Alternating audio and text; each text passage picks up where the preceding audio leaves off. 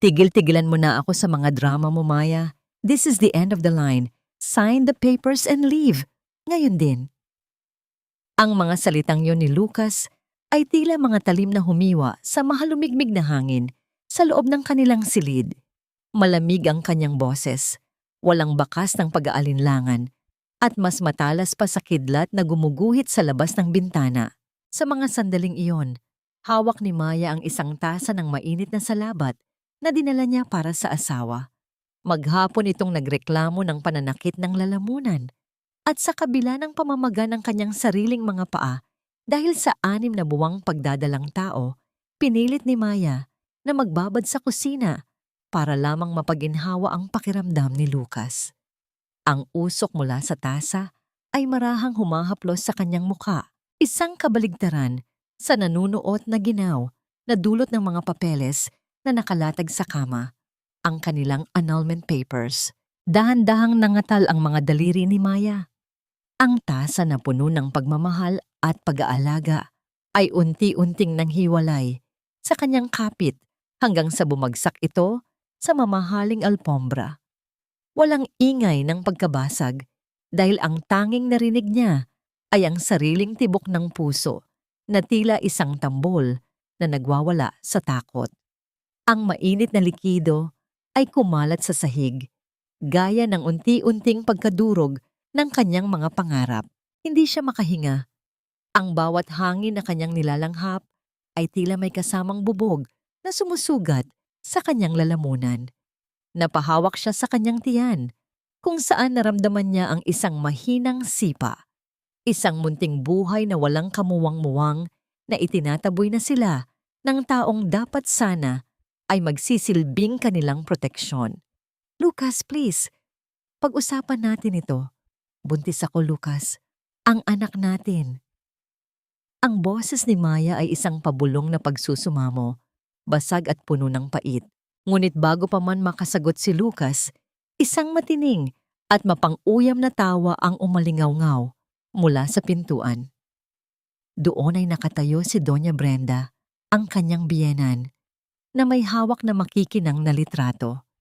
Ibinato ng matanda ang mga kinuha sa harap ni Maya. Ang mga larawan ay nagpapakita ng isang babaeng kamukha ni Maya na may kayakap na ibang lalaki sa isang madilim na silid. Mga pekeng ebidensya na maingat na binuo para sa sandaling ito. Anak natin o anak mo sa kung sinong lalaki? Duro ni Doña Brenda habang ang kanyang mga mata ay nanininglis sa galit. Huwag mo nang ituloy ang pagsisinungaling mo.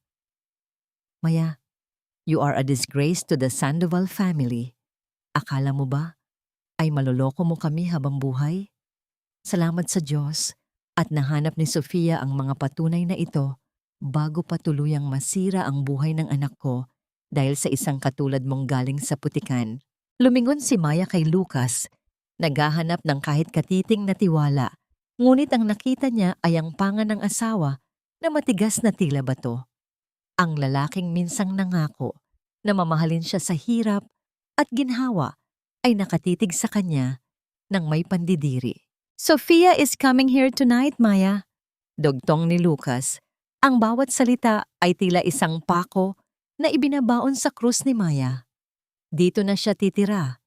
She is the woman I should have married from the start. A woman who knows loyalty.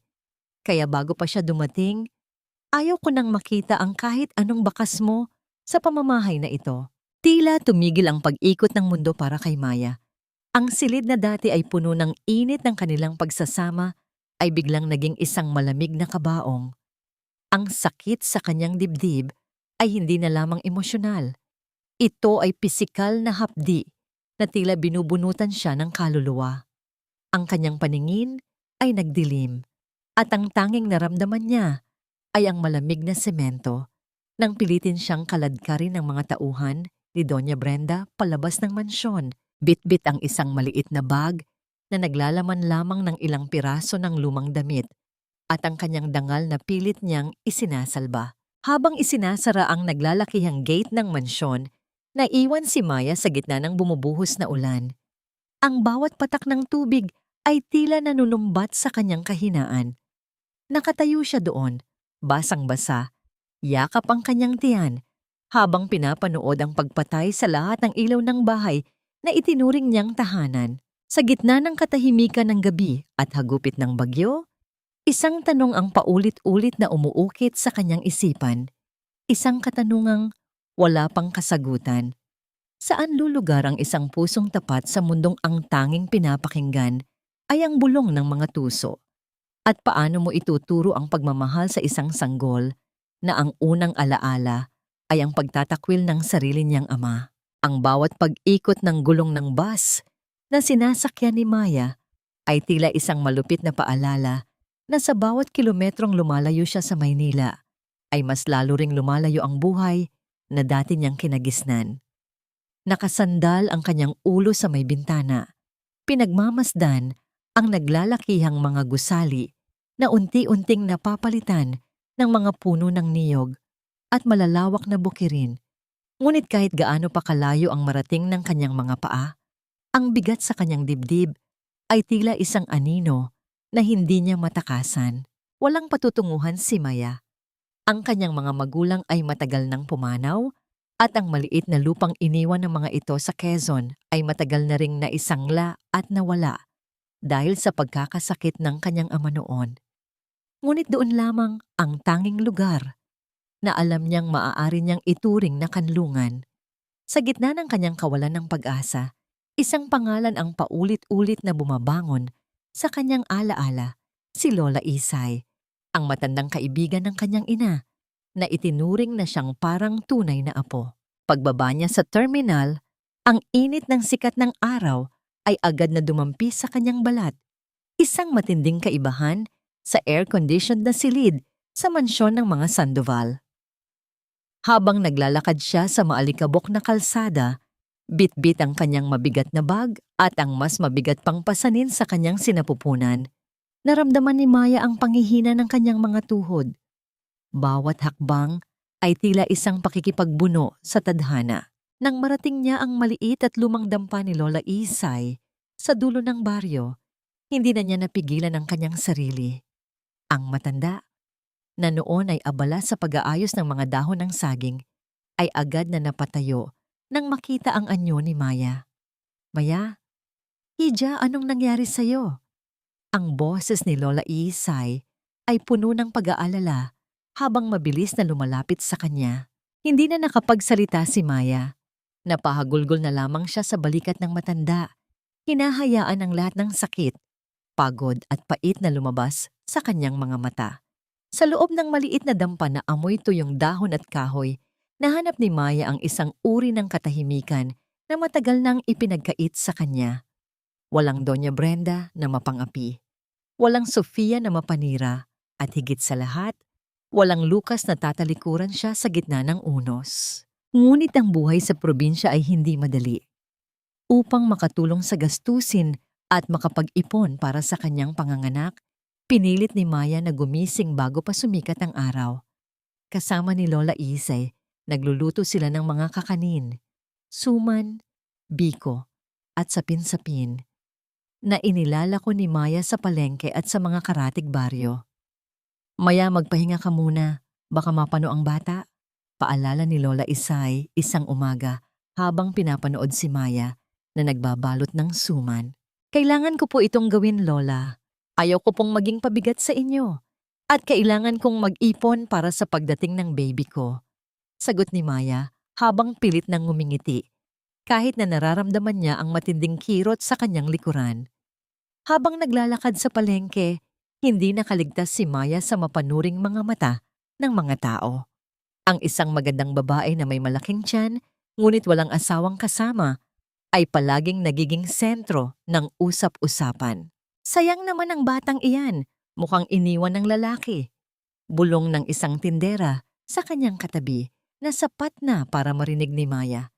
Baka naman kung sino-sino lang ang nakagalaw kaya itinapon dito sa probisya. Yumuko na lamang si Maya at mas lalong hinigpitan ang hawak sa kanyang basket. Ang mga salitang yon ay tila mga latigo na humahampas sa kanyang pagkatao. Ngunit tinitiis niya ang lahat. Isang araw, habang siya ay nakaupo sa isang maliit na bangko, sa ilalim ng puno ng mangga upang magpahinga. Dahan-dahan niyang hinaplos ang kanyang tiyan. Kinuha niya mula sa kanyang bag ang isang maliit na saplot ng sanggol na palihim niyang binili mula sa kanyang unang kita.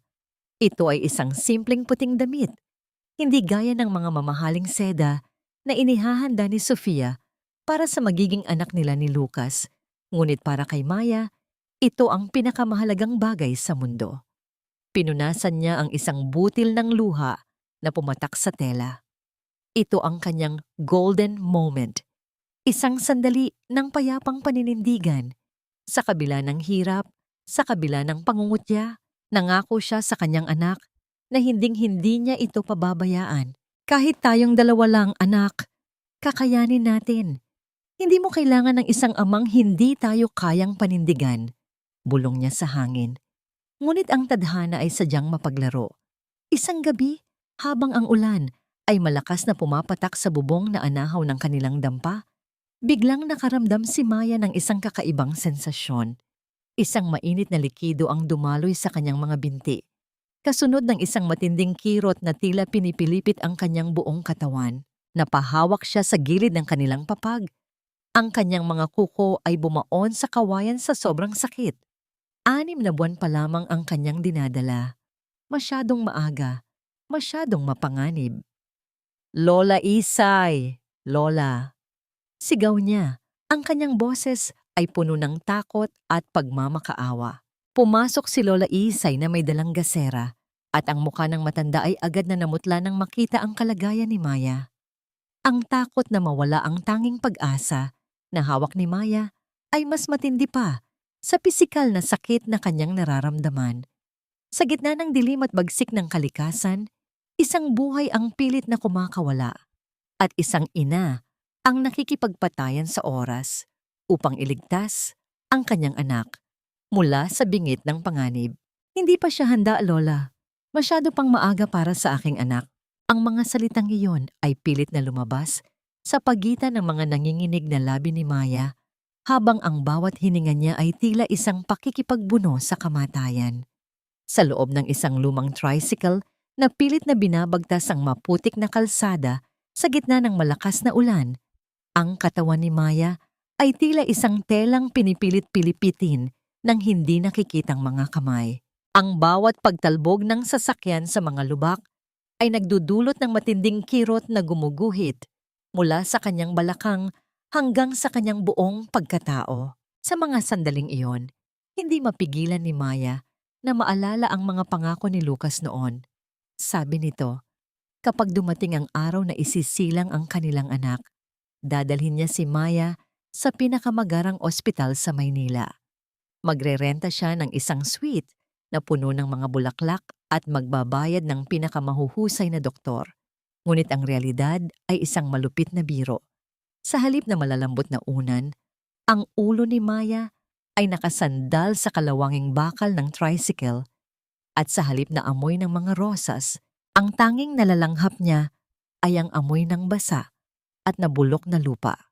Nang marating nila ang maliit na klinika sa kabayanan, ang kadiliman ay bumabalot sa buong paligid dahil sa pagkaputol ng kuryente dulot ng bagyo.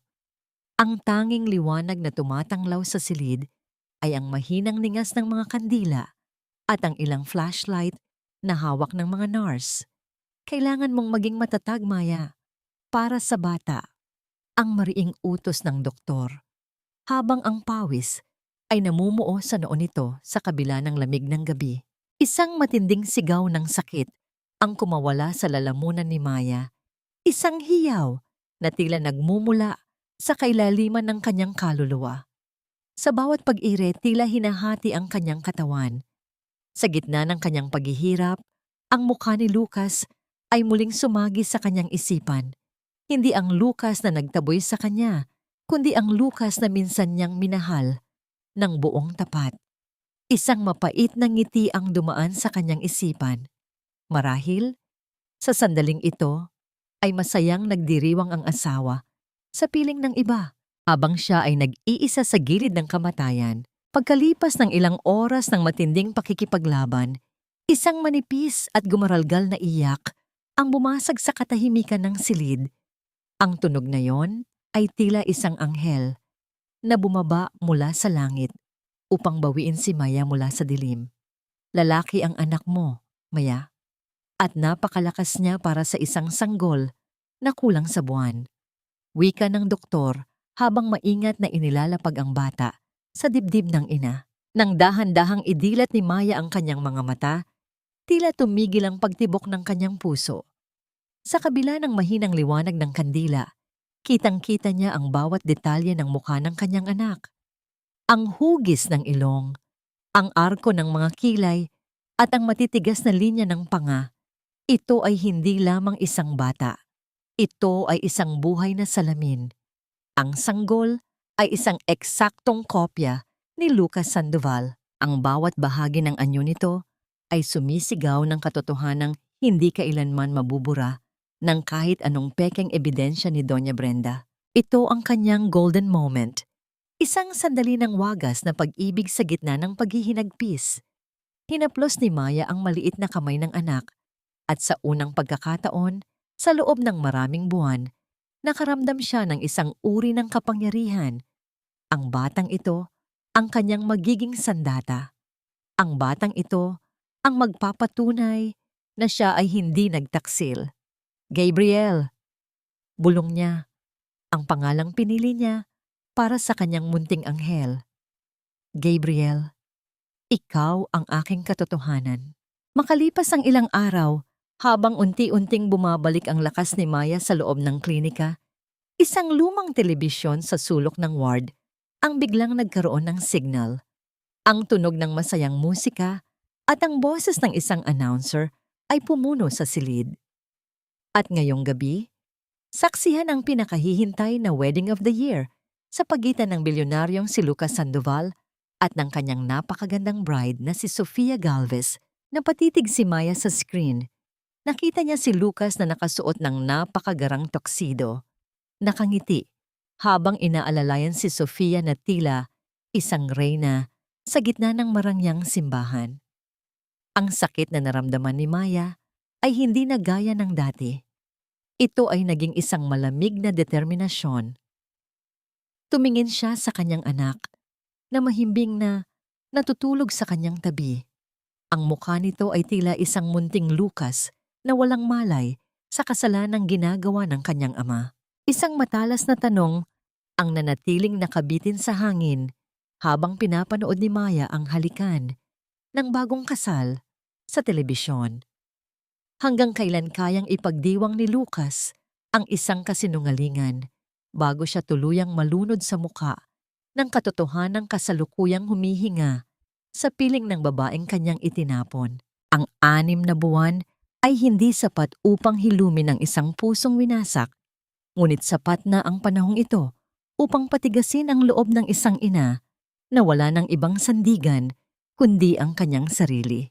Sa bawat paggising ni Maya, bago pa sumikat ang araw, ang tanging nagbibigay sa kanya ng lakas ay ang mahimbing na pagtulog ni Gabriel sa kanyang tabi. Ang sanggol ay mabilis na lumalaki at sa bawat araw na lumilipas, ang mukha nito ay tila isang malupit na paalala ng lalaking pilit na ibinabaon ni Maya sa limot. Ang bawat kurap ng mga mata ni Gabriel, ang hubog ng kanyang mga labi kapag ngumingiti, at maging ang paraan ng kanyang paghinga ay tila isang replika ni Lucas Sandoval. Para kay Maya, ang kanyang anak ay isang biyaya, ngunit ito rin ay isang buhay na sugat na hinding-hindi magsasara. Ngunit ang pag-ibig ay hindi nakakapuno ng sikmura. Ang maliit na kinikita ni Maya at Lola Isay sa pagtitinda ng kakanin ay sapat lamang para sa pang-araw-araw na pagkain. Nang magsimulang magkasakit si Gabriel dahil sa mahinang baga, isang epekto ng kanyang maagang pagsilang, naramdaman ni Maya ang lamig ng desperasyon. Ang bawat ubo ng kanyang anak ay tila isang kutsilyo na sumasaksak sa kanyang dibdib. Lola, hindi na sapat ang kinikita natin dito, wika ni Maya habang pinagmamasdan ang huling barya sa kanilang alkansya. Kailangan ni Gabriel ng maayos na gamot at espesyalista. Hindi ko mapapatawad ang sarili ko kung may mangyaring masama sa kanya dahil lamang sa kahirapan ko. Niyakap siya ni Lola Isay. Ang magaspang na palad nito ay nagbigay ng kaunting init sa nanginginig na balikat ni Maya. Alam ko, Hija, ngunit ang bumalik sa Maynila ay parang pagpasok muli sa kuta ng mga leon. Sigurado ka na ba? Tumingin si Maya sa kanyang anak. Ang determinasyon sa kanyang mga mata ay mas matindi pa sa takot na nararamdaman niya. Para kay Gabriel, kahit sa impyerno ay babalik ako. Dala ang maliit na bag at ang kanyang anak. Muling tinahak ni Maya ang landas patungo sa lungsod na minsang dumurog sa kanya. Hindi na siya ang mahinang babaeng lumisan na puno ng luha. Ngayon, siya ay isang inang handang makipaglaban.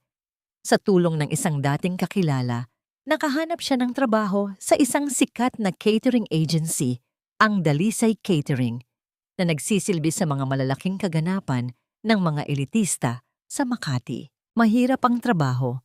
Bilang isang server, kailangang tumayo ni Maya ng mahahabang oras, bit-bit ang mabibigat na tray, habang tinitiis ang pagod at pangungulila sa kanyang anak na pansamantalang inaalagaan ng isang mapagkakatiwalaang kapitbahay sa maliit na silid na kanilang inuupahan sa Tondo.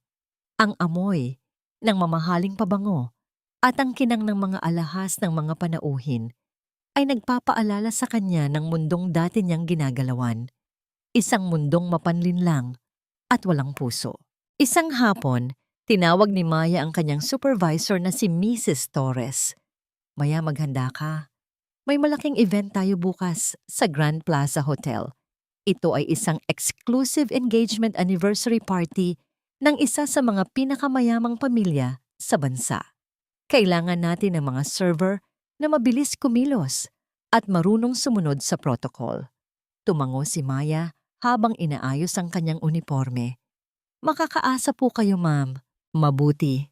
Sagot ng supervisor habang binabasa ang listahan ng mga VIP guests. Kailangang perpekto ang lahat dahil ang pamilya Sandoval ay kilala sa pagiging pihikan, lalo na ang kanilang matriarch na si Doña Brenda. Tila tumigil ang mundo ni Maya sa pag-ikot. Ang pangalang Sandoval ay umalingaw-ngaw sa kanyang pandinig, gaya ng isang malakas na pagsabog. Ang bawat himay-may ng kanyang kalamnan ay nanigas, at ang kanyang hawak na listahan ng mga menu ay dahan-dahang nalukot sa loob ng kanyang mahigpit na pagkakahawak. Ang kanyang puso ay nagsimulang tumibay sa bilis na tila lalabas ito sa kanyang dibdib. Bukas, sa mismong hotel na yon, makakaharap niya muli ang mga taong kumuha ng lahat sa kanya. Hindi niya inaasahan na ganito kabilis ang pagtatagpo ng kanilang mga tadhana. Ang kanyang isipan ay naglalakbay sa pagitan ng pagnanais na tumakas at ng pangangailangang manatili para sa kanyang anak. Habang nakatayo si Maya sa harap ng salamin ng kanilang maliit na banyo ng gabing iyon, pinagmasdan niya ang kanyang sarili. Wala na ang kislap sa kanyang mga mata. Napalitan na ito ng isang malalim at madilim na apoy. Ang tanong na nanunuot sa kanyang buong pagkatao ay hindi na kung paano siya makakaligtas, kundi kung ano ang gagawin niya kapag ang taong pumatay sa kanyang kaligayahan ay muling tumingin sa kanyang mga mata nang walang kamalay-malay na ang kanyang pinakamalaking kasalanan ay kasalukuyang humihinga at naghihintay sa dilim. Hahayaan ba niyang makita siya ng mga Sandoval sa kanyang kasalukuyang kalagayan o gagamitin niya ang pagkakataong ito upang simulan ang pagguho ng kanilang matayog na tore ng kasinungalingan? Sa bawat butones ng unipormeng puti na aking isinusuot, tila unti-unti ko ring isinasara ang pinto ng aking nakaraan at tinatanggap ang malupit na biro ng tadhana. Ang loob ng kusina ng Grand Plaza Hotel ay puno ng kaguluhan, ngunit sa pandinig ni Maya, ang lahat ng ingay ay tila malayo at malabo.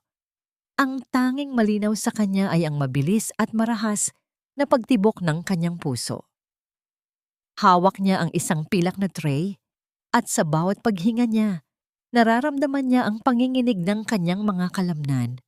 Hindi ito dahil sa bigat ng mga pagkain kanyang dadalhin, kundi dahil sa bigat ng katotohanang ilang metro lang ang layo mula sa pintuang ito ay ang mga taong kumuha ng kanyang dangal. Maya, ano pang tinitingnan mo dyan? Move! Ang mga appetizer para sa main table. Bilisan mo!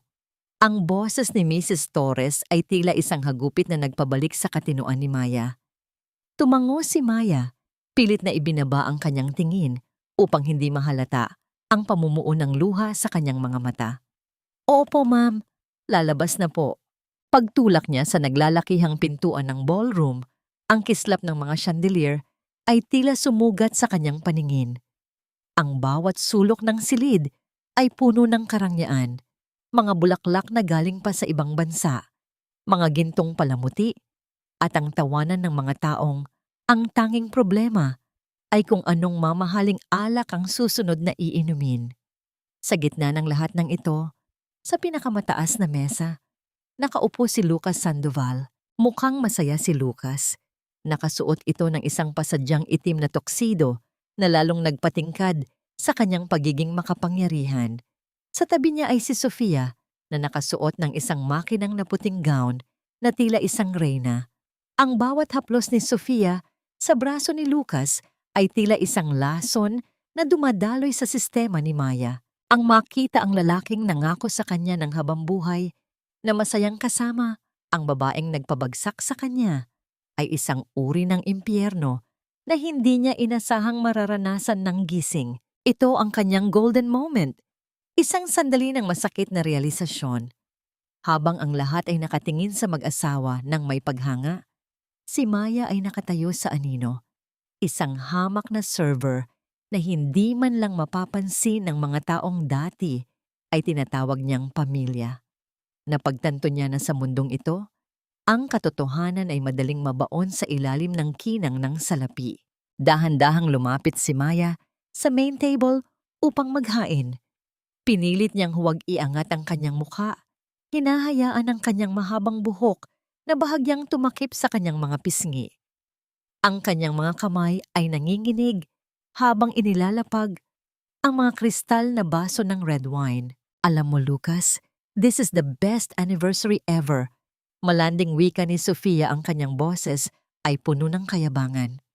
I'm so glad we got rid of the bad luck in our lives 6 months ago.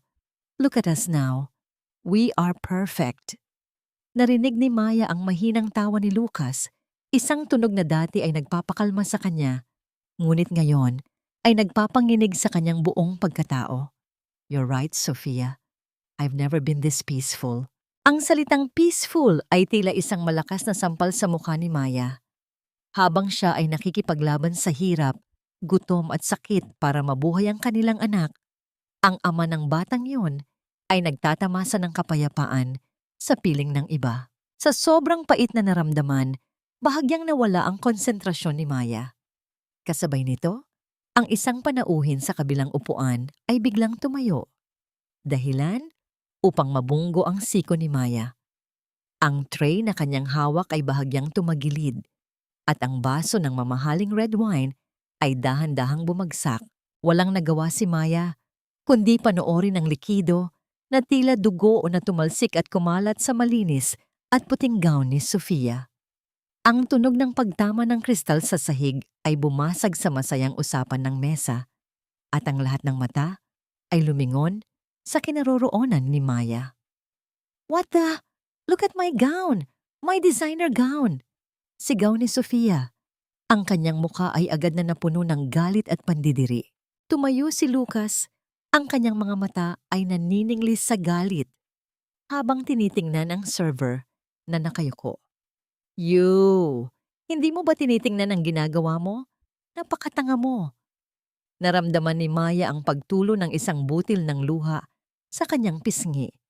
Ang boses ni Lucas, ang boses na minsan ay bumubulong ng pag-ibig sa kanya, ay ngayon ay puno ng pagkamuhi sa isang taong hindi man lang niya nakikilala. I'm sorry, ma'am. I'm so sorry. Pabulong na wika ni Maya. Ang kanyang boses ay gumaralgal. Sorry? Do you think your sorry can pay for this? Galit na tumayo si Sofia at marahas na hinawakan ang baba ni Maya upang pilitin itong tumingin sa kanya. Tumingin ka sa akin kapag kinakausap. Naputo lang sasabihin ni Sofia. Ang hangin sa loob ng ballroom ay tila biglang nawala ng magtama ang mga mata nina Sofia at Maya. Kasabay nito, ang paglapit ni Lucas upang lalong pagalitan ng server ay biglang natigil. Ang katahimikan ay naging bingi at ang tanging naririnig na lamang ay ang malakas at mabilis na paghinga ni Maya habang ang katotohanan ay nagsisimulang sumabog sa gitna ng karangyaan. Tila tumigil ang pagdaloy ng oras sa loob ng malawak na ballroom. Ang mga marangyang chandelier na kanina ay nagbibigay ng kislap ay tila naging mga saksi sa isang krimen na matagal nang pilit itinatago. Sa gitna ng lahat ng ito, si Maya ay nakatayo. Hindi bilang isang reyna, kundi bilang isang server na pinupunasan ng sariling luha habang ang kanyang baba ay marahas na hawak ng babaeng umagaw sa kanyang buhay. Maya, ang boses ni Sofia ay naging isang matinis na bulong na puno ng takot at galit. Agad niyang binitawan ang mukha ni Maya na tila ba nakahawak siya sa isang nag-aapoy na bakal. Anong ginagawa ng basurang ito rito? Hindi nakapagsalita si Maya. Ang kanyang mga mata ay nananatiling nakako sa mga mata ni Lucas. Doon, nakita niya ang isang halo-halong emosyon, gulat, pagkalito, at isang bakas ng sakit na hindi niya maipaliwanag. Si Lucas, na dati ay may matikas na tindig, ay tila bahagyang naatras. Ang kanyang mga labi ay nangatal, pilit na binibigkas ang pangalang 6 na buwan na niyang hindi binabanggit. Maya, ikaw ba talaga yan? Mahina ang boses ni Lucas, halos hindi marinig sa gitna ng namumuong bulong-bulungan ng mga panauhin. Lucas, don't even talk to her. Singal ni Sofia habang pilit na tinatakpan ng kanyang mga kamay ang mantsa ng alak sa kanyang gown. Guard, nasaan ang mga security? Bakit niyo pinapasok ang babaeng ito? Magnanakaw ito. Pinalayas na ito dahil sa pangangalo niya. Ang mga salitang pangangalo niya ay tila mga palasong tumama sa dibdib ni Maya. Sa harap ng lahat ng mga makapangyarihang tao, muling ibinandera ni Sofia ang kasinungalingang dumurog sa kanyang dangal. Ngunit bago pa man makakilos ang mga security, isang tunog ang biglang bumasag sa tensyon ng silid. Isang manipis at malakas na iyak ng isang sanggol ang narinig mula sa may bukana ng ballroom. Ang tunog na yon ay hindi dapat naroroon sa isang party ng mga elitista. Ngunit ito ay napakalakas na tila ba tinatawag nito ang lahat ng pansin. Ang lahat ay lumingon, kabilang na si Lucas at Maya. Mula sa pinto, pumasok si Lola Isay. Ang matanda ay mukhang pagod at hapo. Karga ang isang sanggol na nakabalot sa isang kupas na asul na kumot. Hindi na nakapaghintay si Lola Isay sa labas dahil si Gabriel ay nagsimulang magwala sa iyak at lagnat. Nang makita ni Lola Isay si Maya sa gitna ng ballroom, mabilis siyang lumapit nang hindi iniintindi ang mga mapanghusgang tingin ng mga panauhin. Maya, Ija, pasensya na. Hindi ko na siya mapatahan. Ang init-init ng anak mo. Ang nag-aalalang wika ni Lola Isay habang iniaabot ang bata kay Maya. Nanginginig ang mga kamay na tinanggap ni Maya si Gabriel. Agad niyang niyakap ang anak, pilit na ipinapadama ang init ng kanyang pagmamahal upang tumigil ito sa pag-iyak. Sa sandaling iyon, ang katahimikan sa ballroom ay naging nakabibingi. Ang bawat panauhin, bawat waiter, at maging si Sofia ay tila naging estatwa. Dahan-dahang lumapit si Lucas. Ang kanyang mga hakbang ay mabigat. Tila bawat pulgada ay isang pakikipaglaban sa sarili niyang kaisipan. Huminto siya sa harap ni Maya at ng sanggol. Ang kanyang mga mata ay dahan-dahang bumaba mula sa mukha ni Maya patungo sa mukha ng batang karga nito. Ito ang golden moment na tila isinulat ng tadhana sa mga bituin. Ang sanggol, na tila naramdaman ng presensya ng isang taong mahalaga, ay biglang tumigil sa pag-iyak. Iminulat ni Gabriel ang kanyang malalaking mata at tumingin ng diretso kay Lucas. Sa ilalim ng liwanag ng mga kristal na chandelier, ang lahat ay nakakita ng isang himala na hindi kayang ikaila ng kahit anong salita. Ang hugis ng noo ni Gabriel, ang arko ng kanyang mga kilay, ang matangos na ilong at ang labi. Ito ay ang mukha ni Lucas Sandoval noong siya ay bata pa. Walang duda, walang pagkakamali. Ang bata ay isang buhay na replika ng lalaking nakatayo sa harap nito. Ang mga bulong-bulungan ng mga panauhin ay naging mas malakas. Kaparehong kapareho. Wika ng isang matandang babae sa gilid. Hindi kailangan ng DNA test. Kitang-kita sa mukha. Napahawak si Lucas sa kanyang dibdib. Ang kanyang paghinga ay naging mababaw at mabilis.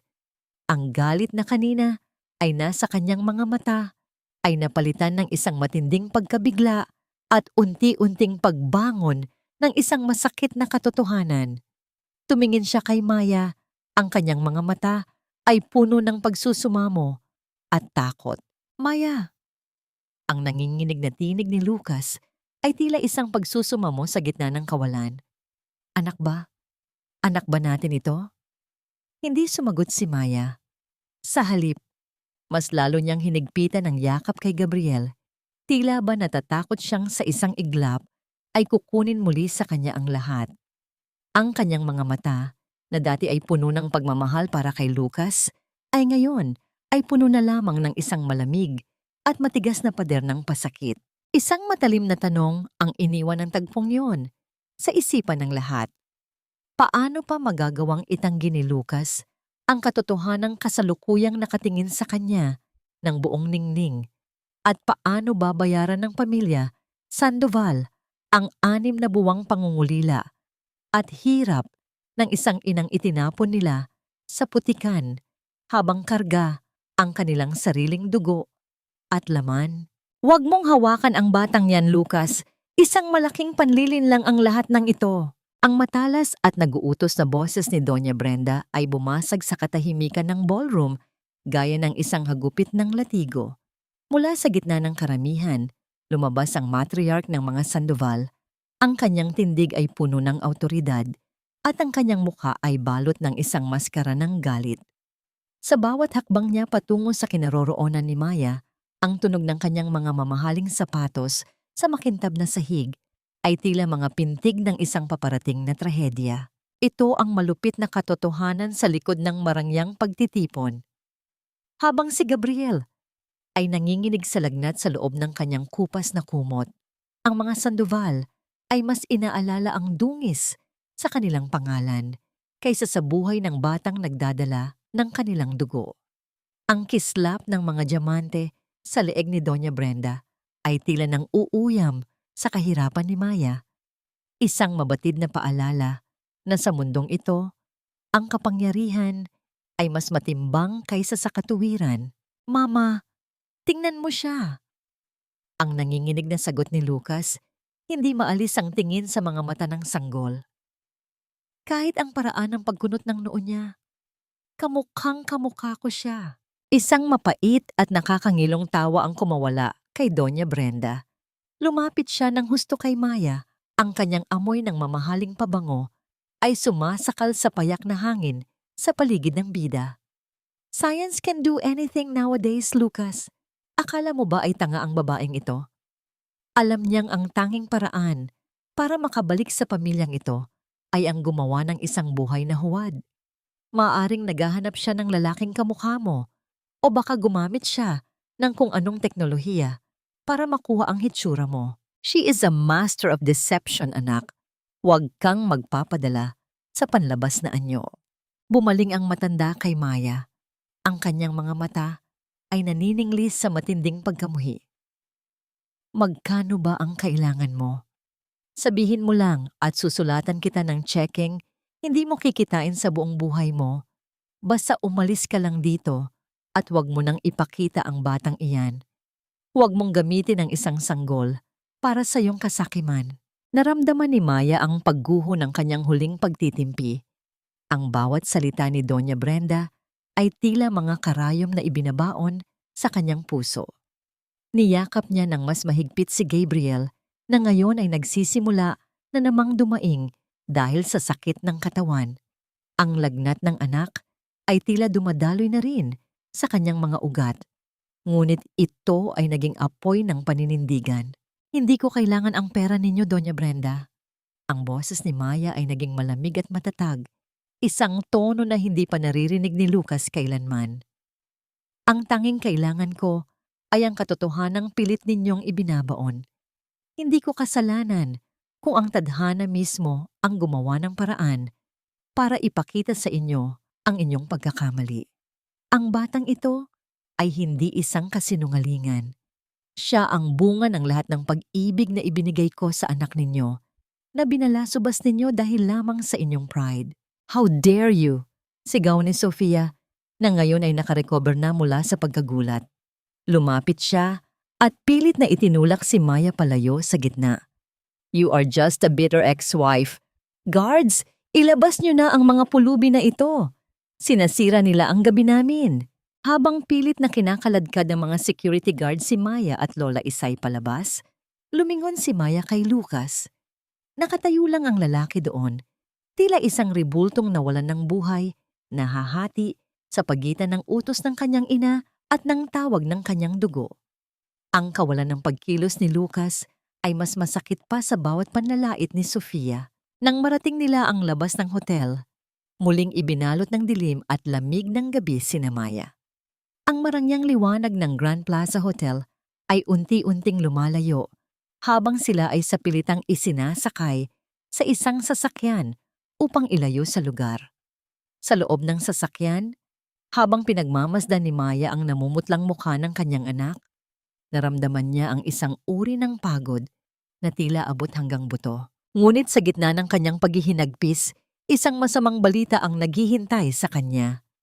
Isang tawag mula sa isang hindi kilalang numero ang pumasok sa kanyang lumang cellphone at ang boses sa kabilang linya ay tila isang hatol ng kamatayan. Isang lihim na pag-uusap sa loob ng ballroom ang hindi naririnig ni Maya. Isang plano ni Doña Brenda at Sofia na mas malupit pa sa pagtaboy sa kanya. Habang tinitingnan ni Brenda ang paalis na sasakyan ni Maya, bumulong siya kay Sofia. Siguraduhin mong hindi na makakarating ang batang yan sa kahit anong laboratorio. Kung kailangang mawala ang ebidensya, gawin mo. Ang tanong na ngayon ay bumabagabag sa bawat hininga ni Maya. Hanggang saan ang kayang gawin ng mga Sandoval para protektahan ang kanilang dangal?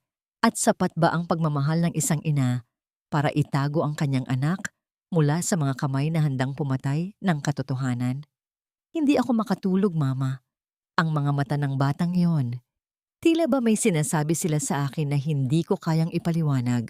Ang mga salitang ito ni Lucas ay lumutang sa gitna ng malawak at tahimik na silid-aklatan ng mga Sandoval. Nakatitig siya sa kawalan.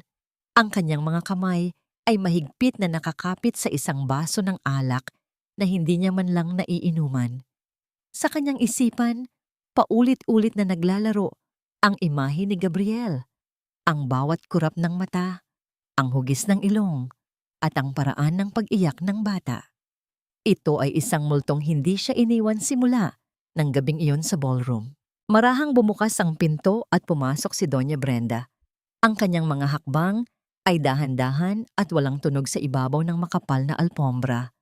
Ang kanyang mukha ay balot ng pag-aalala, ngunit sa likod nito ay ang matalas na hangarin na panatilihin ang kanyang kontrol. Lucas, anak, tigilan mo na ang pagpapahirap sa sarili mo. Wika ng matanda habang hinahaplos ang balikat ng anak. Ang babaeng iyon ay tuso. Ginamit niya ang hitsura mo para pasukin ang iyong isipan. Don't let her win. Sofia is your wife now. Siya ang nararapat sa atensyon mo. Hindi ang isang batang baka naman ay bunga lamang ng isang laboratorio o ng maling pakikipagtagpo. Hindi sumagot si Lucas. Sa halip, maranyang inalis ang kamay ng kanyang ina. Ang pagdududa ay tila isang mantsa na hindi na mabura ng kahit anong paliwanag. Nang makaalis ang kanyang ina, kinuha ni Lucas ang susi ng kanyang sasakyan. May kailangan siyang kumpirmahin. May kailangan siyang makita na hindi kayang ibigay ng mga salita ni Doña Brenda. Ang marangyang sasakyan ni Lucas ay dahan-dahang pumasok sa madidilim at makikitid na eskinita ng tondo.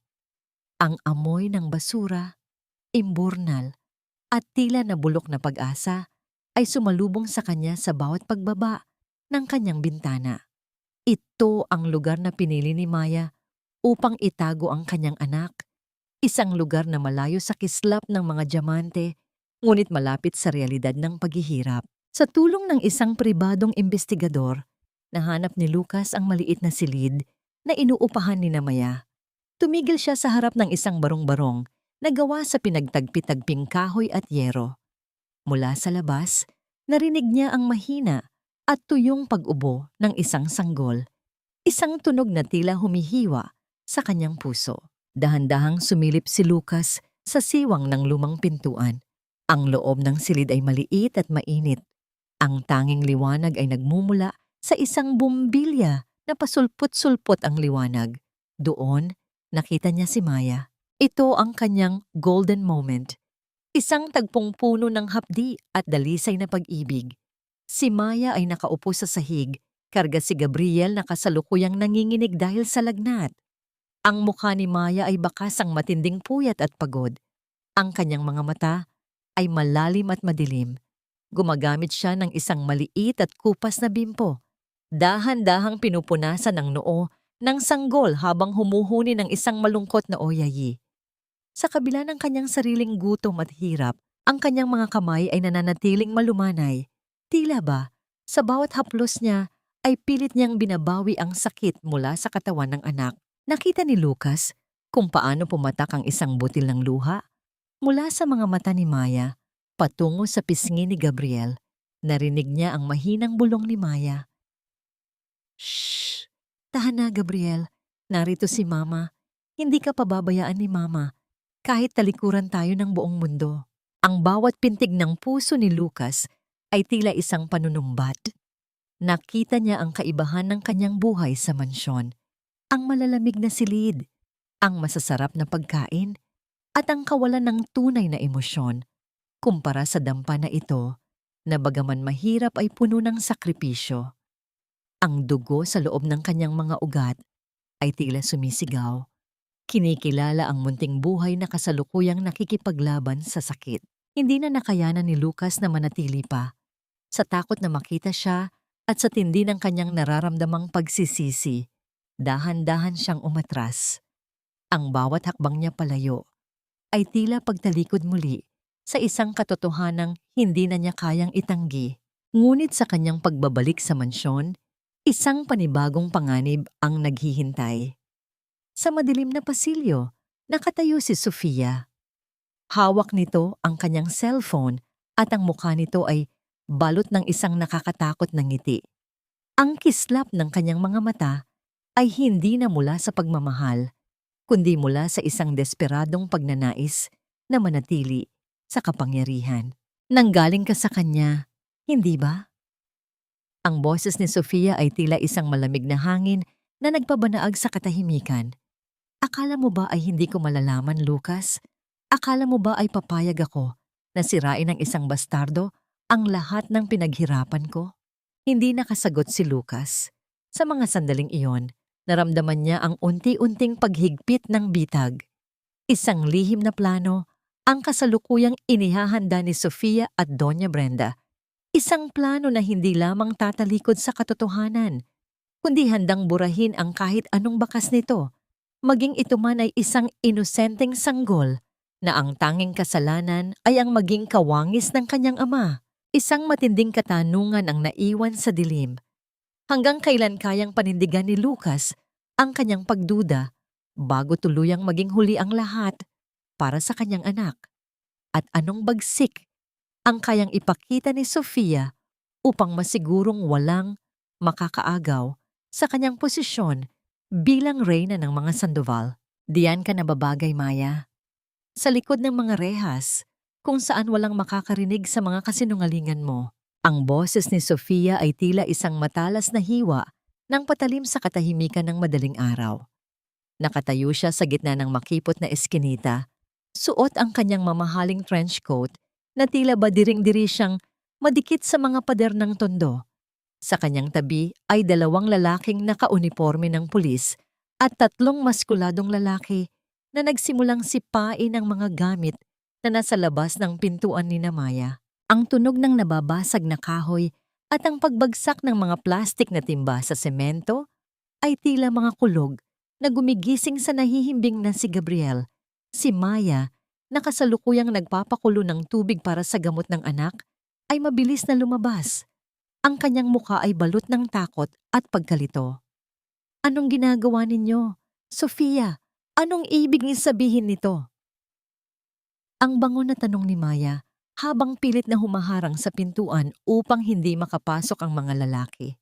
Ito ang kabayaran sa pangiiskandalo mo sa party namin, sagot ni Sofia habang tinitingnan ang kanyang bagong manicure na kuko. At higit sa lahat, ang pagnanakaw mo sa pamilya Sandoval. Isang mamahaling singsing na may diamante ang nawawala. At ayon sa aking impormasyon, dinala mo rito ang nakaw mong yaman. Wala akong ninanakaw. Alam mo yan, Sofia. Sigaw ni Maya. Ang kanyang boses ay nanginginig sa matinding galit at kawalan ng katarungan. Pinalayas niyo ako nang walang kahit anong dala. At ngayon ay sisirain niyo pa ang maliit na buhay na binuo ko rito? Search the place. Ang malamig na utos ng isa sa mga pulis. Nagsimulang maghalughog ang mga lalaki sa loob ng maliit na silid. Ang tanging kamay ni Maya ay itinumba. Ang mga damit ni Gabriel ay itinapon sa sahig at tinapakan ng maruruming bota.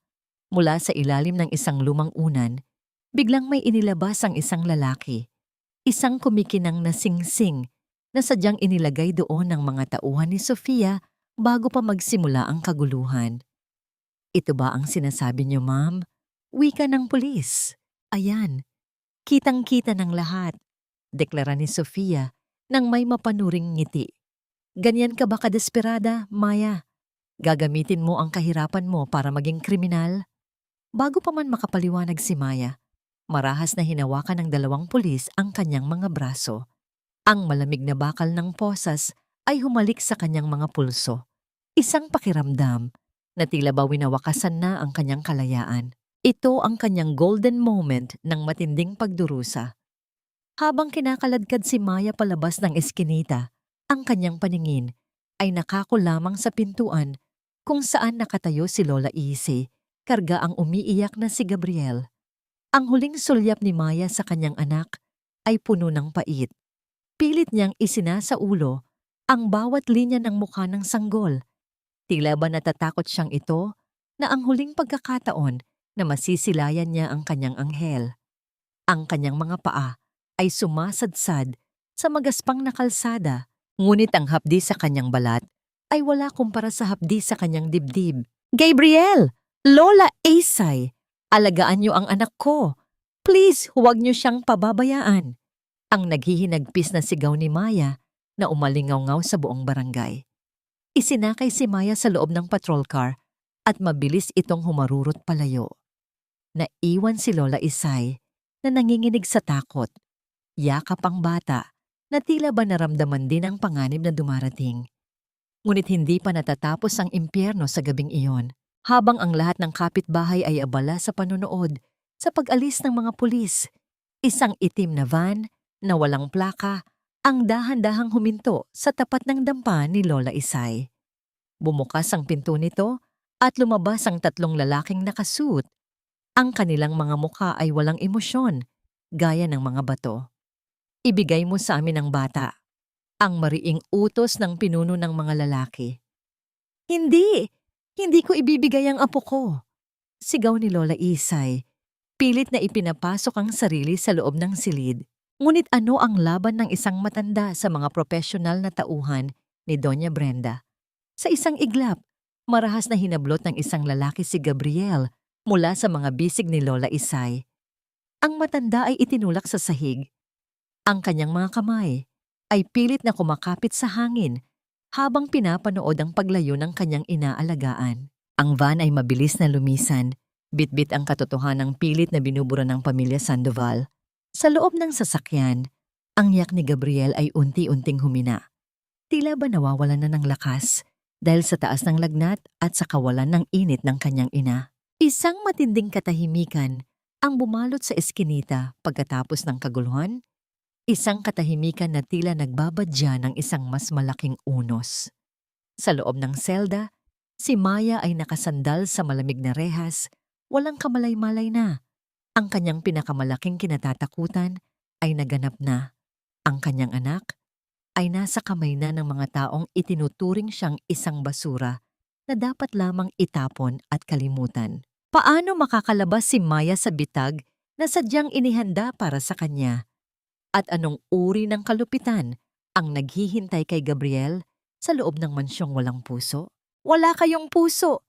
Nasaan ang anak ko? Ang sigaw ni Maya ay umalingaw sa loob ng malamig at madilim na selda.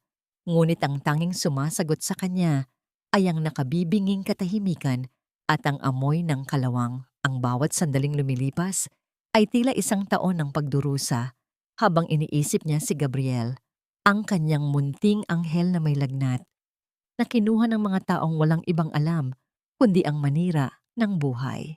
Ngunit sa gitna ng kanyang kawalan ng pag-asa, isang tunog ng pagbukas ng mabigat na pintong bakal ang narinig. Pumasok ang isang lalaking naka-Amerikana, bit-bit ang isang folder at ang isang aura ng katarungan. Siya si Attorney Ramos, isang kilalang human rights lawyer na nakarinig tungkol sa kawalang katarungang sinapit ni Maya sa pamamagitan ni Lola Isay.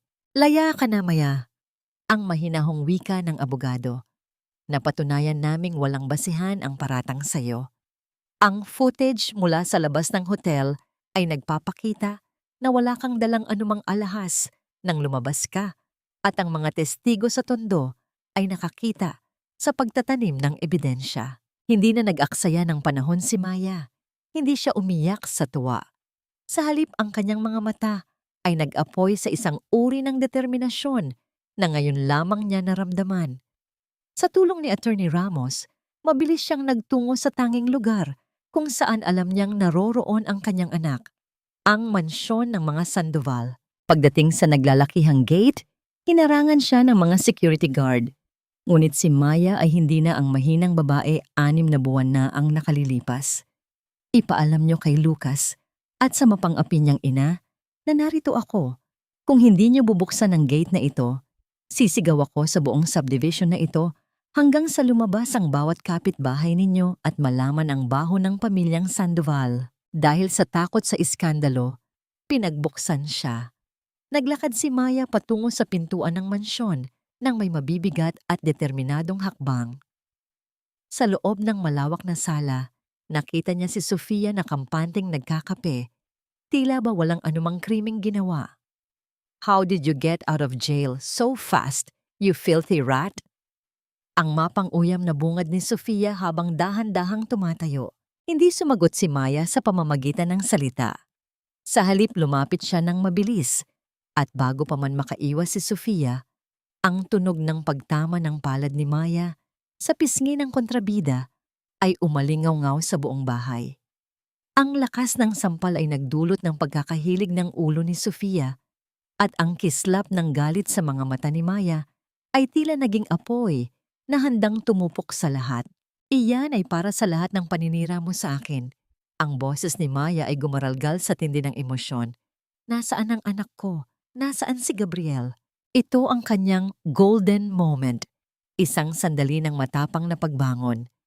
Sa gitna ng kaguluhan, nakita ni Maya sa sahig ang isang maliit na asul na sapatos. Ang sapatos ni Gabriel na nahulog habang kinakaladkad ang bata. Dahan-dahan niya itong pinulot, ang kanyang kamay ay nanginginig habang hinihigpitan ng kapit sa munting kagamitan. Ang sapatos na yon ang naging simbolo ng kanyang bawat sakripisyo, bawat patak ng pawis at bawat gabing puyat. Ang kanyang pagmamahal sa anak ay naging isang baluti na hindi kayang tibagin ng kahit anong yaman. "Maya, anong nangyayari rito?" Pumasok si Lucas mula sa itaas. Ang kanyang mukha ay balot ng pagkabigla nang makita ang asawang kasalukuyang nakahawak sa kanyang pisngi. At ang dating asawang mukhang handang pumatay. Hinarap ni Maya si Lucas nang walang takot. "Lucas, alam ko na ang lahat. Alam ko na ang mga litratong ginamit nyo para palayasin ako ay gawa-gawa lang ni Sofia at ng nanay mo. May hawak na akong ebidensya mula sa photographer na binayaran nyo, na ngayon ay handa nang magsabi ng totoo, kapalit ng kanyang kaligtasan. Lumapit si Maya kay Lucas. Ang sapatos ni Gabriel ay nakatutok sa dibdib ng lalaki. Ibalik niyo sa akin ang anak ko. Ngayon din. Dahil kung hindi, isusumpa ko sa iyo, Lucas. Hindi lang ang pangalan ng mga Sandoval ang dudurugin ko, kundi ang bawat piraso ng buhay na tinatamasa ninyo ngayon. I will not stop until I see all of you behind bars. Ang katahimikan sa sala ay naging nakabibingi habang ang bawat salita ni Maya ay tila mga kidlat na tumatama sa konsensya ni Lucas. Ang tanong na nanatiling nakabitin sa hangin, may lakas pa ba si Lucas na ipagtanggol ang kanyang mga kasinungalingan? O tuluyan na siyang luluhod sa harap ng inang handang ibuwis ang lahat para sa kanyang anak? Sabihin mo ang totoo, Mama. Ikaw ba ang nag-utos na kumuha ng mga pekeng litrato para sirain si Maya? Ang boses ni Lucas ay hindi na sumisigaw, ngunit ang bawat salita ay tila isang malalim na uka sa katahimikan ng malawak na study room. Nakatayo siya sa harap ng kanyang ina. Hawak ang isang envelope na naglalaman ng pag-amin ng photographer na binayaran ni na Doña Brenda at Sofia 6 na buwan na ang nakalilipas. Ang hangin sa loob ng silid ay tila naging kasing bigat ng tingga at ang amoy ng lumang libro at mamahaling kahoy ay hindi na nagbibigay ng ginhawa sa kanyang naguguluhang isipan. Tumingin si Lucas sa paligid ng marangyang silid na ito, ang mga gintong frame ng kanilang mga ninuno, ang malalambot na upuang gawa sa balat ng hayop, at ang lahat ng yaman na dati ay ipinagmamalaki niya. Ngayon, ang lahat ng ito ay tila mga palamuti lamang sa isang kabaong. Habang tinatamasa niya ang lahat ng karangyaan, ang kanyang mag-ina ay nakikipagsapalaran sa dumi at gutom. Ang irony ng kanyang buhay ay tila isang mapait na lason na dahan-dahang pumapatay sa kanyang dangal. Ginawa ko lang ang nararapat para sa pamilyang ito, Lucas. Ang matigas na sagot ni Doña Brenda, bagaman may bakas na ng kaba sa kanyang mga mata. Hindi na babagay ang isang babaeng galing sa putikan sa apelidong Sandoval. Isang mantsa lang siya sa ating kasaysayan. Ang mantsa sa pamilyang ito ay hindi si Maya, Mama, kundi tayo. Ang mahinang tugon ni Lucas habang dahan-dahang lumuluha. Naramdaman niya ang matinding pait na tila bumabara sa kanyang lalamunan. Ang bawat alaala ng pagtataboy niya kay Maya ay tila mga latigong humahampas sa kanyang konsensya. Nanlalamig ang kanyang mga kamay at ang bawat tibok ng kanyang puso ay tila isang panunumbat, isang tunog ng pagguho ng isang lalaking nabulag ng maling katapatan. Mabilis na lumabas si Lucas at hinarap si Maya na kasalukuyang pinipigilan ng mga security guard sa lobby. Sa isang iglap, iniutos ni Lucas na bitawan ang babae. Lumapit siya kay Maya. Ang kanyang mga mata ay puno ng pagsusumamo na tila isang taong nalulunod na humihingi ng saklolo. Maya, patawarin mo ako. Ngayon ko lang nalaman ang lahat. Patawarin mo ako. Ang boses ni Lucas ay gumaralgal, punong-puno ng pagsisisi. Tumingin si Maya sa kanya, ngunit walang bakas ng awa sa mga mata ng biktima. Ang pader na itinayo ni Maya sa loob ng 6 na buwan ay mas matibay pa sa anumang bato. Huli na ang lahat, Lucas. Ang tawad mo ay hindi makakapuno sa sikmura ng anak ko noong wala kaming makain. Ang tawad mo ay hindi makakapagpagaling sa trauma na idinulot nyo. Ibigay mo sa akin si Gabriel. Iyon lang ang tanging paraan para hindi ko tuluyang sunugin ang pamamahay na ito. Ito ang kanilang golden moment. Isang sandali ng masakit na pagtatagpo ng nakaraan at kasalukuyan. Sa gitna ng kanilang paghaharap, isang katulong ang mabilis na bumaba mula sa itaas. Ang muka ay balot ng matinding takot. Sir Lucas, ang bata po, si Gabriel po, hindi na nagigising at sobrang taas po ng lagnat. Tila tumigil ang mundo para sa dalawa. Sabay na tumakbo sina Maya at Lucas patungo sa silid kung saan itinago ang bata. Doon, Nakita nila ang munting si Gabriel. Si Gabriel, namumutla at nanginginig ang buong katawan. Ang bawat hininga ng sanggol ay tila isang pakikipagbuno sa kamatayan. Dinala ni Lucas ang bata sa kanyang mga bisig. Ito ang unang pagkakataon na naramdaman niya ang bigat at init ng kanyang sariling dugo at laman ng walang pagdududa. Ngunit ang init na yon ay hindi mula sa buhay, kundi mula sa isang mapanganib na karamdaman. Sa kabila ng galit ni Maya, hinayaan niyang alalahanin sila ni Lucas patungo sa sasakyan. Habang mabilis na binabagtas ng kanilang sasakyan ang kalsada patungo sa ospital, ang katahimikan sa loob ay napupuno lamang ng mabibigat na hininga at ang mahinang daing ng sanggol. Ang tanong na nananatiling nakaukit sa bawat segundong lumilipas. Sapat ba ang pagsisisi ni Lucas para iligtas ang buhay na muntik na niyang hayaang mawala? At kaya bang hilumin ng isang medikal na krisis ang sugat na sadyang pinalalim ng poot at kasinungalingan? Hindi ko mapapatawad ang sarili ko kung mawawala siya, Maya. Kasalanan ko ang lahat ng ito. Ang boses ni Lucas ay tila isang basag na salamin. Bawat piraso ay sumusugat sa katahimikan ng madilim na pasilyo ng ospital. Nakasandal siya sa malamig na pader. Ang kanyang mga kamay, na dati ay malinis at makinis, ay ngayon ay puno ng mantsa ng pawis at alikabok mula sa pagmamadali. Sa kabilang dulo ng ICU, ang mga puting ilaw ay tila nanunuya sa kanilang paghihintay. Isang paalala na sa loob ng silid na yon, ang buhay ng kanilang anak ay nakabitin sa isang manipis na sinulid, habang ang amoy ng alkohol at gamot ay nanunuot sa bawat hininga ni Maya. Naramdaman niya ang unti-unting pagbigay ng kanyang katawan. 6 na buwan siyang nagpakamatatag. 6 na buwan siyang naging pader para kay Gabriel. Ngunit sa harap ng pintuan ng kamatayan, ang pader na yon ay unti-unti nang nagkakaroon ng mga lamat. Ang bawat tunog ng makina sa loob ng ICU na maririnig mula sa labas ay tila isang pintig ng takot sa kanyang dibdib. Sa gitna ng kanyang panghihina, naramdaman ni Maya ang isang mainit na suporta sa kanyang likuran. Bago pa man siya tuluyang bumagsak sa sahig, nasalo siya ni Lucas.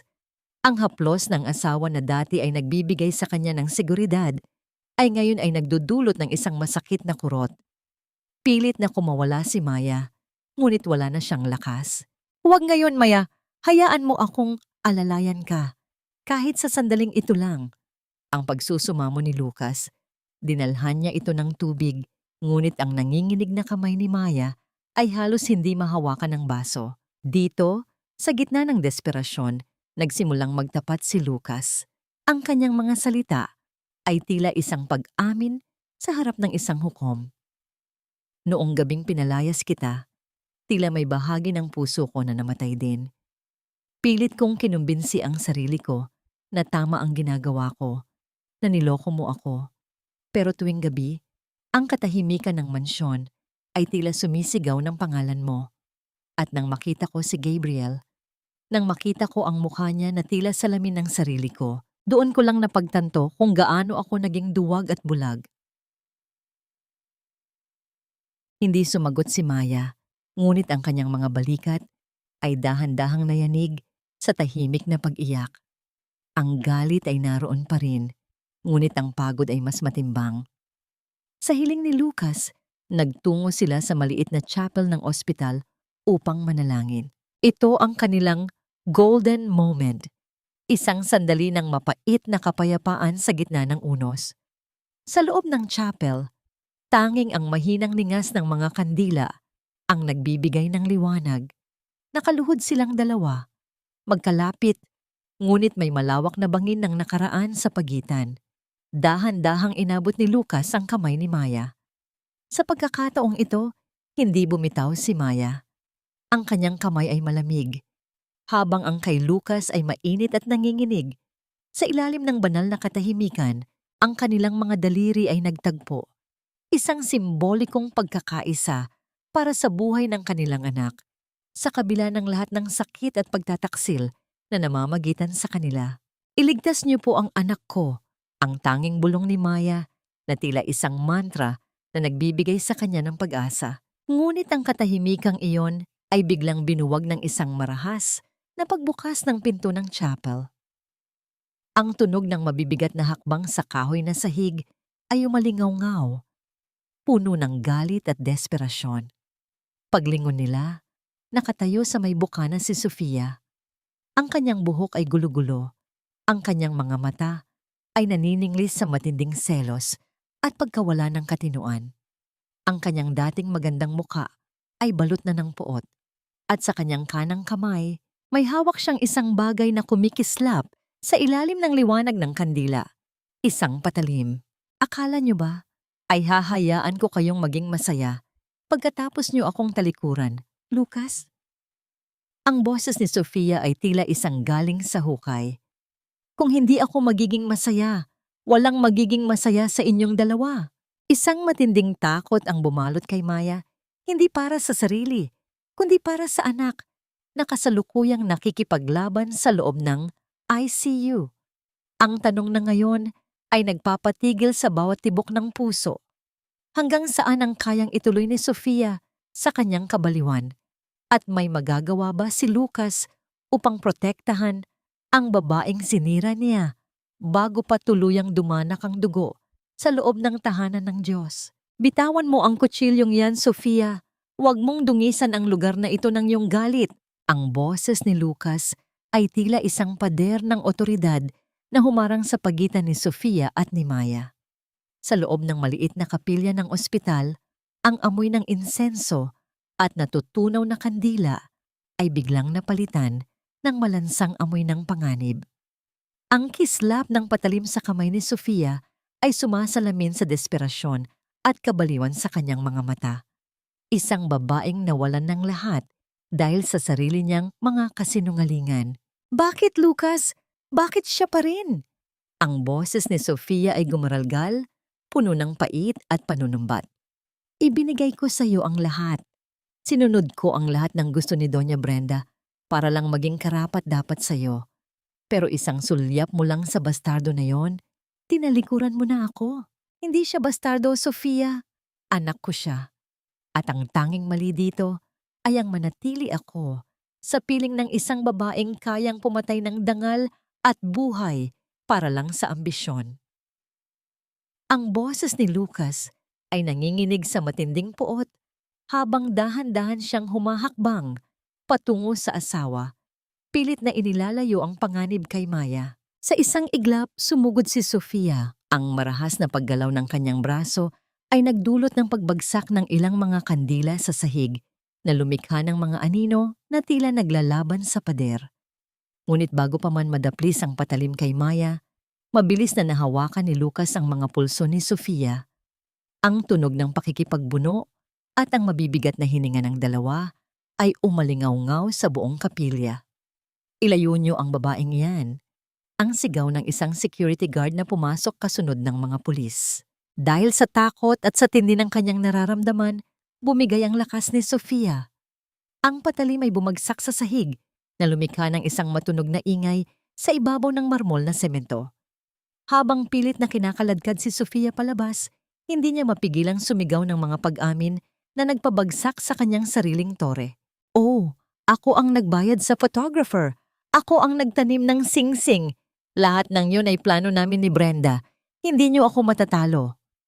Ang huling hiyaw ni Sofia bago siya tuluyang mailayo at maisakay sa sasakyan ng pulis, habang ang mga saksi at ilang nurse ay nakatitig sa kanya ng may pandidiri. Dito, sa gitna ng kaguluhan, nakita ni Maya si Doña Brenda na nakatayo sa dulo ng pasilyo. Ang matanda ay mukhang natuyo at tumanda ng 10 taon sa loob ng ilang minuto. Ang kanyang dating matikas na tindig ay napalitan ng pagkakayuko ng isang taong alam na ang katotohanan ay hindi na kayang takpan ng pera. Ito ang kanilang golden moment ng katarungan. Lumapit si Lucas sa kanyang ina. Ang kanyang mga mata ay walang bakas ng pag-aalinlangan. Dahan-dahan niyang inalis ang suot niyang sing-sing sa kasal at inilapag ito sa palad ni Brenda. Walang sampalan, walang sigawan. tanging ang malamig at matalim na katotohanan. Mama, mula sa araw na ito, tapos na ang utang na loob ko sa inyo. Ibinigay ko ang 6 na buwan ng buhay ko sa inyong mga kasinungalingan. Ngayon, pipiliin ko naman ang aking tunay na pamilya, ang mahinang wika ni Lucas. Ngunit ang bawat salita ay tila isang pinal na hatol. Tumalikod si Lucas at bumalik kay Maya. Si Doña Brenda ay naiwang mag-isa sa dilim ng pasilyo. Ang kanyang tanging kasama ay ang mga gintong alahas na wala ng halaga. Sa loob ng ilang araw, ang balita tungkol sa iskandalong ito ay kumalat sa buong bansa, na nagdulot ng pagbagsak ng reputasyon ng mga Sandoval at ang sapilitang pag-alis ni Brenda patungong ibang bansa upang takasan ang kahihiyan. Habang nakaupo sina Maya at Lucas sa tabi ng kama ni Gabriel, nang ngayon ay nagsisimula nang bumuti ang lagay at dilat na ang mga mata, naramdaman nila ang unang bugso ng tunay na kapayapaan. Ang mga makina sa paligid ay nagpapatuloy sa kanilang maayos na tunog, na tila ba nakikigalak sa panalo ng katotohanan.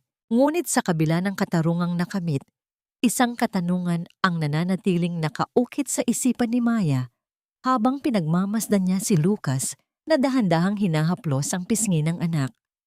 Sapat na ba ang pagkabilanggo ni Sofia at ang pag-alis ni Brenda upang mabura ang bawat luhang pumatak sa tondo? At handa na ba ang kanyang puso na buksan ang pintuang matagal na niyang ipininid sa taong naging sanhi ng kanyang pinakamalalim na sugat? Hindi mo kailangang gawin ito, Lucas. Hindi mababayaran ng paglilinis mo ng bakuran ang bawat patak ng luhang inubos namin sa tondo. Ang boses ni Maya ay tila isang malamig na hanging umihip sa gitna ng mainit na hapon. Nakatayo siya sa may pintuan ng kanilang bagong lipat na maliit na bahay sa labas ng lungsod. Isang bahay na payak, malayo sa karangyaan ng mga Sandoval, ngunit puno ng sariwang hangin at katahimikan. Sa kanyang mga bisig, mahimbing na natutulog si Gabriel. Ang maliit na dibdib nito ay payapang bumabangon at bumabagsak. Isang malayo at masayang kaibahan sa nanginginig na sanggol na nakipaglaban sa ICU. Sa harap niya, ang bilyonaryong si Lucas Sandoval ay kasalukuyang nakaluhod sa lupa. Ang kanyang mga kamay, na dati ay tanging panulat at mamahaling relo lamang ang hawak, ay ngayon ay puno ng dumi at putik. Hawak niya ang isang lumang gunting sa damo. Pilit na inaayos ang maliit na hardin na nais ni Maya para sa anak. Ang kanyang mamahaling polo shirt ay basa na ng pawis at ang kanyang mukha ay bakas, ang matinding pagod, ngunit walang reklamo sa kanyang mga mata. Ang irony ng tagpong ito ay tila isang kutsilyong dahan-dahang humihiwa sa puso ni Maya. Ang lalaking nagtaboy sa kanya dahil sa dumi ng kahirapan ay ngayon ay kusang niyayakap ang dumi para lamang sa isang sulyap niya. Naramdaman ni Maya ang unti-unting paninikip ng kanyang lalamunan. Ang bawat kilos ni Lucas ay tila isang paalala ng kanyang sariling mga kamay noong siya ay naglalako ng kakanin sa ulan. Magaspang, pagod, at puno ng sakripisyo. Ang kanyang puso, na tila naging bato sa loob ng 6 na buwan, ay dahan-dahang nakakaramdam ng mga lamat. Nais niyang sumigaw, nais niyang itaboy ito. Ngunit ang katahimikan ng kanyang paligid ay tila sumasakal sa kanyang galit. Lumapit si Lola Isay, bit-bit ang isang baso ng malamig na tubig. Maya, Hija, uminom ka muna at ibigay mo rin ito kay Lucas.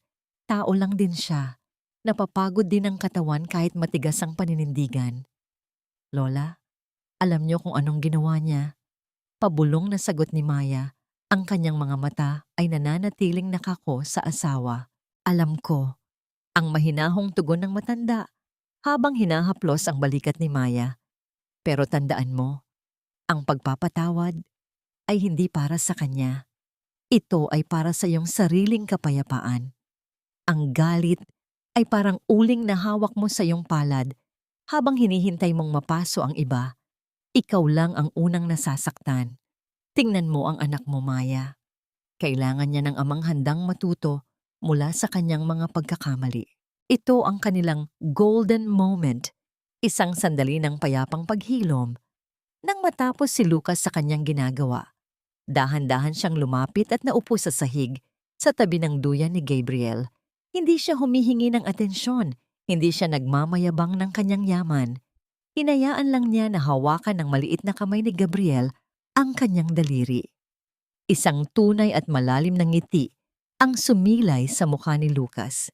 Isang nangiting wala ang pride ng mga Sandoval. Sa sandaling iyon, hindi siya ang bilyonaryo. Siya ay isang ama lamang na nahanap ang kanyang nawawalang mundo sa loob ng isang munting palad. Maya, tawag ni Lucas. Ang kanyang boses ay puno ng kaba. May isang lugar akong gustong puntahan natin bukas. Isang lugar kung saan nagsimula ang lahat bago tayo naligaw ng landas. Isang pagkakataon lang, please. Tumingin si Maya sa asawa at sa unang pagkakataon, nakita niya ang Lucas na minahal niya noon, ang lalaking simple at may pangarap bago ito nilamon ng ambisyon ng kanyang ina. Ngunit ang takot na muling masaktan ay tila isang aninong nakabuntot sa kanya. Isang matinding tanong ang naiwan sa hangin habang ang araw ay dahan-dahang lumulubog. Kaya ba ng pawis at serbisyo na burahin ang mga luhang natuyo na sa poot? At handa na ba si Maya na sumugal muli sa isang pag-ibig na minsang muntik nang pumatay sa kanya? Dito tayo nagsimula, Maya. Dito, kung saan ang tanging yaman natin ay ang ating mga pangarap at ang pangako ng dagat. Ang boses ni Lucas ay tila isang malumanay na bulong na sumasabay sa maindayog na paghampas ng mga alon sa pampang. Narito sila sa isang maliit at tagong baybayin sa Quezon, ang lugar kung saan unang nagtapat ng pag-ibig si Lucas, maraming taon na ang nakalilipas. Walang mga ilaw ng syudad, walang mga kamera ng media, at walang mga mapanghusgang mata ng mga elitista. Ang tanging saksi sa kanilang muling pagtatagpo ay ang dahan-dahang paglubog ng araw na nagbibigay ng kulay kahel at lila sa kalangitan. Nakahawak si Maya sa braso ni Lucas habang sila ay naglalakad sa pinong buhangin. Ramdam niya ang init ng balat ng asawa, isang init na hindi na nagmumula sa lagnat ng galit o sa lamig ng pagtataksil, kundi sa isang payapang pagtanggap. Sa kanyang kabilang kamay, karga niya si Gabriel na ngayon ay masayang pumapalakpak habang pinagmamasdan ng mga ibong lumilipad patungo sa kanilang mga pugad. Ang bawat hakbang ni Maya ay tila pag-iwan sa mga tinik ng nakaraan. Tumigil si Lucas sa tapat ng isang maliit na altar na gawa sa mga driftwood at sariwang bulaklak ng dapo. Dahan-dahan siyang lumarap kay Maya, ang kanyang mga mata ay nagniningning sa ilalim ng huling sinag ng araw. Kinuha niya ang kamay ni Maya at marahan itong hinagkan. Maya? Alam kong hindi mabubura ng isang hapon ang 6 na buwan ng iyong paghihirap.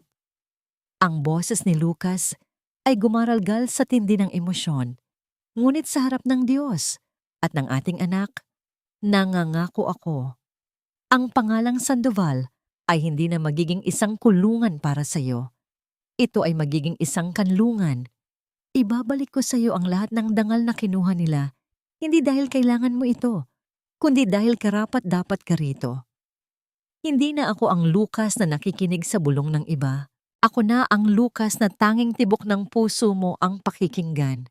Ito ang kanilang golden moment, isang sandali ng wagas na pagpapanumbalik. Sa halip na isang mamahaling diamante, inilabas ni Lucas ang isang maliit na pendant na pilak na may nakaukit na mukha ni Gabriel. Isinuot niya ito sa leeg ni Maya. Ang kanyang mga daliri ay dahan-dahang dumampi sa balat ng asawa na nagdulot ng isang pamilyar na kilig na matagal nang nawala. Isinandal ni Maya ang kanyang ulo sa balikat ni Lucas. Pinapakinggan ang payapang paghinga ng kanilang pamilya. Pinapatawad na kita, Lucas.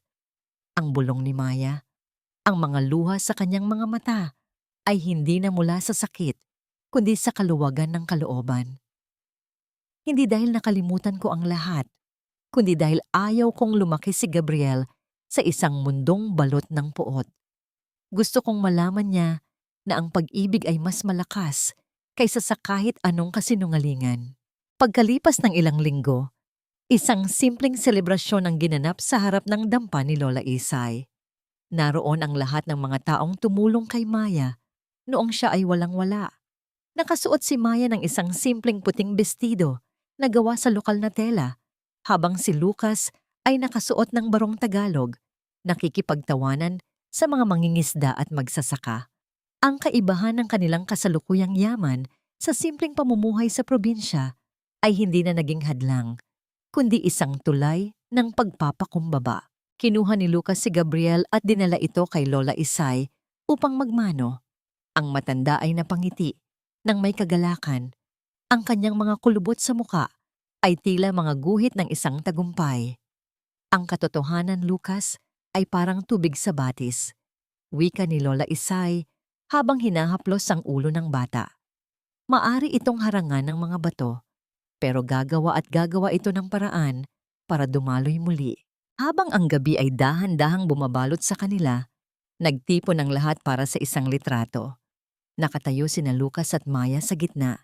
Yakap ang kanilang anak, habang sa likod nila ay ang payak na dampa na naging saksi sa pagbangon ng isang ina. Ang kislap sa mga mata ni Maya ay hindi na mula sa mga chandelier ng ballroom, kundi mula sa tunay na ligaya na tanging ang katapatan lamang ang makakapagbigay. Tapos na ang jojo ng kanilang buhay. Ang bawat sugat ay naging peklat na nagsisilbing medalya ng kanilang katatagan.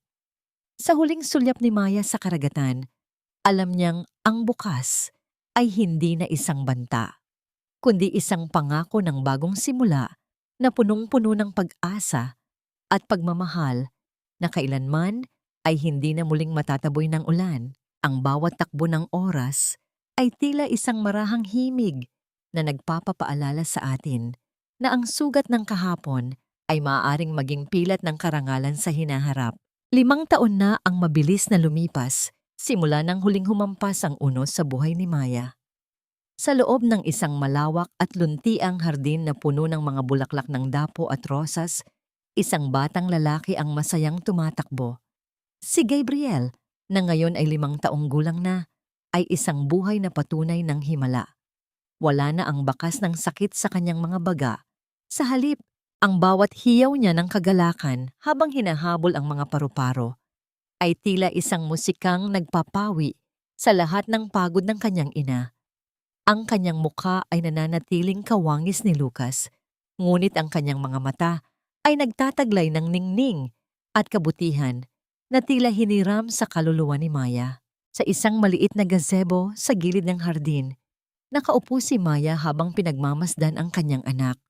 Sa kanyang tabi ay si Lola Isay, na bagaman mas matanda na, ay nananatiling malakas at masigla. Ang dampa sa Quezon ay hindi nila iniwan.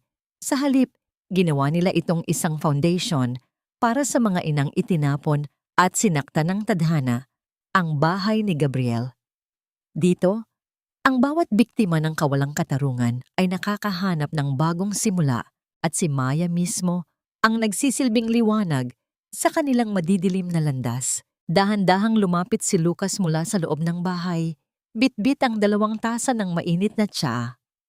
Ang kanyang mga hakbang ay hindi na puno ng pagmamadali o pagmamataas.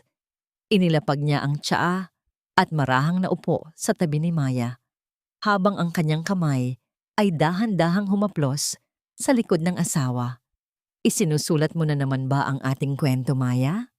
Ang malambing na tanong ni Lucas habang sumusulyap sa notebook na hawak ni Maya. Ngumiti si Maya at isinandal ang kanyang ulo sa balikat ni Lucas. Isinusulat ko ang huling bahagi, Lucas. Ang bahagi kung saan natutunan nating ang tunay na yaman ay hindi nasusukat sa ginto, kundi sa dami ng taong natulungan nating bumangon. Sa mga sandaling iyon, ang katahimikan ng hapon ay nagbigay daan sa mga seryosong alaala. Ang balita tungkol kay Sofia ay hindi na bago sa kanila. Ang babaeng minsang sumira sa kanilang buhay ay kasalukuyan pa ring nagbabayad sa loob ng institusyon, pilit na kinakalaban ang sarili niyang mga multo sa gitna ng kalungkutan. Si Doña Brenda naman ay nananatiling mag-isa sa ibang bansa, napapaligiran ng kanyang mga alahas, ngunit walang kahit isang taong handang humawak sa kanyang kamay sa oras ng pangangailangan. Ang kanilang pagbagsak ay naging aral sa lahat na ang kasamaan ay laging may hangganan at ang karma ay hindi natutulog. Ito ang golden moment ng kanilang muling pagkabuo. Sa ilalim ng dahan-dahang paglubog ng araw, hinawakan ni Lucas ang kamay ni Maya at marahan itong hinagkan. Walang mali siya, walang pagmamadali. Tanging ang dalisay na pag-ibig ng 2 taong muling nahanap ang isa't isa sa gitna ng abo ng pagtataksil. Ang init ng kanilang mga palad na magkadaop ay tila isang pangako na hinding-hindi na muling magbibitiw, anuman ang dalhin ng bukas. Mahal kita, Maya, higit pa sa kahapon at mas higit pa sa kayang sabihin ng bukas. Bulong ni Lucas bago marahang idikit ang kanyang noo sa noo ni Maya. Sa huling pahina ng kanyang notebook, isinulat ni Maya ang mga huling salitang magsisilbing aral sa sino mang makikinig sa kanilang kwento. Ang pag-ibig ay hindi lamang tungkol sa paghahanap ng tamang tao, kundi tungkol sa pagiging tamang tao para sa iyong minamahal. At sa dulo ng bawat luha, laging may nakalaanggam ng ngiti para sa mga pusong hindi sumuko sa katotohanan. Habang ang gabi ay dahan-dahang bumabalot sa kanilang tahanan, ang liwanag ng buwan ay tumatama sa mukha ng natutulog na si Gabriel. Ang kanilang pamilya ay buo na, at ang katarungang matagal na ipinagkait ay naging isang payapang buhay na punong-puno ng pag-asa. Dito nagtatapos ang alamat ng isang ina, at dito nagsisimula ang walang hanggang kwento ng kanilang pagmamahalan.